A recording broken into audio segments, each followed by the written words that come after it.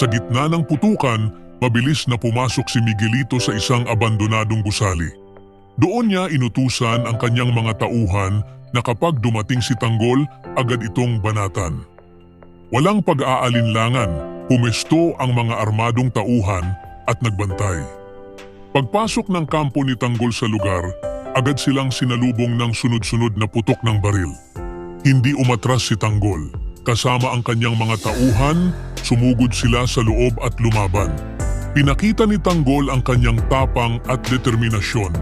Sa gitna ng sagupaan, patuloy ang putukan at sa dami ng kalaban, napilitang magkubli si Tanggol sa likod ng mga tambak na kahon upang makaiwas sa tama. Biglang dumating si David.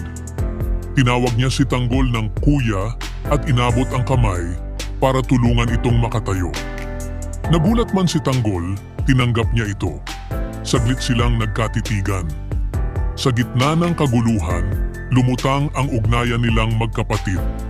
Dugo pa rin ang nangingibabaw sa gitna ng gulo.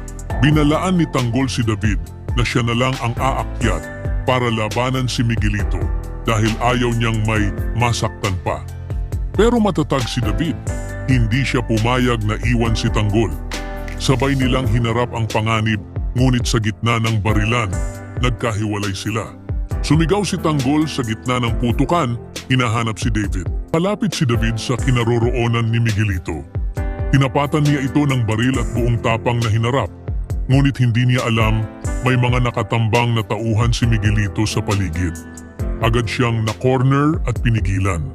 Habang hawak siya ng mga tauhan, lumapit si Miguelito at bumulong ng babala.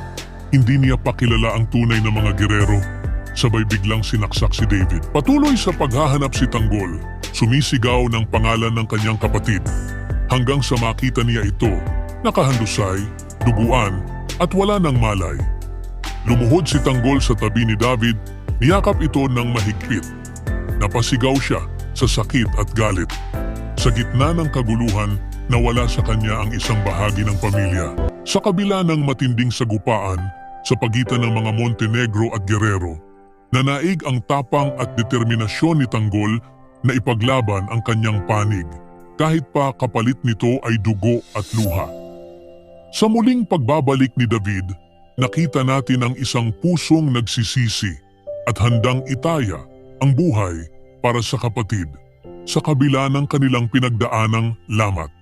Ngunit sa dulo ng lahat, isa na namang buhay ang nawala. Ang muling pagtatagpong ito ng magkapatid ay nauwi sa trahedya at ang sakit ng pagkamatay ni David ay naging bagong sugat na kailangang dalhin ni Tanggol.